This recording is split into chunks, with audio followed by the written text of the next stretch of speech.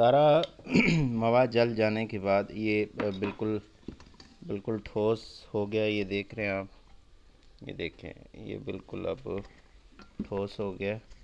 इसको स्याही को दूर करते हैं।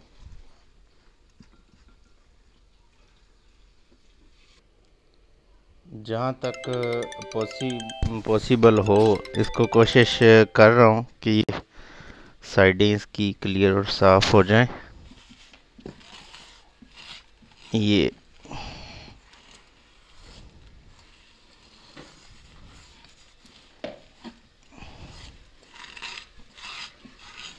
देख रहे हैं, ये साइडें सारी आपने इसको अलग कर देना।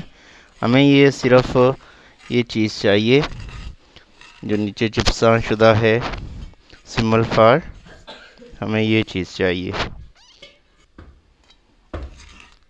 अब ये मैंने इसकी साइडें तकरीबन साफ़ कर दी हैं, आपको नज़र आ रहा होगा।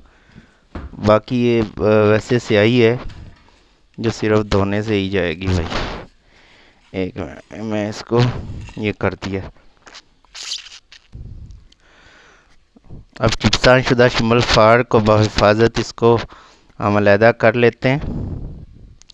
ये इतना ठोस हो चुका है कि बआसानी ये उतरे नहीं गा बिल्कुल भी। ये देख रहे हैं आप, ये अब आसानी से तो नहीं उतरेगा, थोड़ी मेहनत करनी पड़ेगी।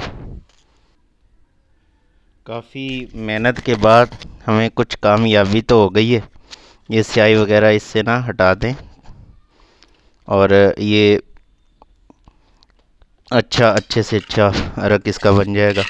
ये अब नाज़रीन, ये मैंने इकट्ठा इसको कर लिया, तो इसको अलग रख लेना है।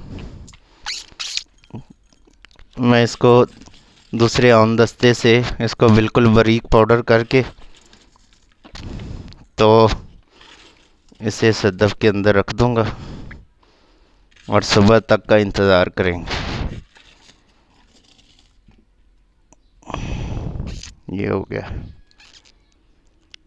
जहाँ तक मुमकिन था तो मैंने इसको तो साफ़ कर लिया है। अब ये बिल्कुल थोड़ा सा है,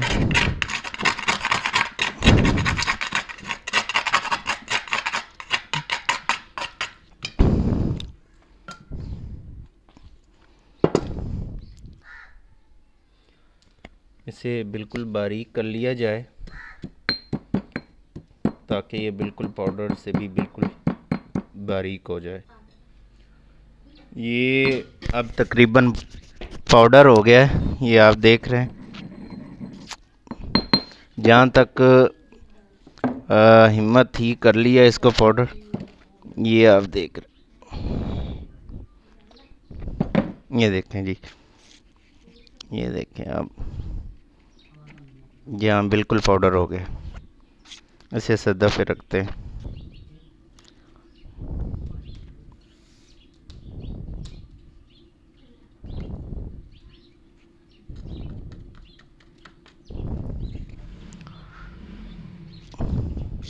मैं इसको ज़्यादा नहीं रखूँगा क्योंकि ज़्यादा तेल बना तो कहीं ये गिर ना जाए।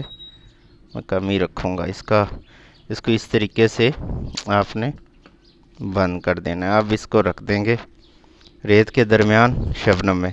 सुबह तक इंशाल्लाह ताला इसका जो अरक तेल होगा वो मैं आपको वीडियो में अपलोड कर दूँगा। शुक्रिया।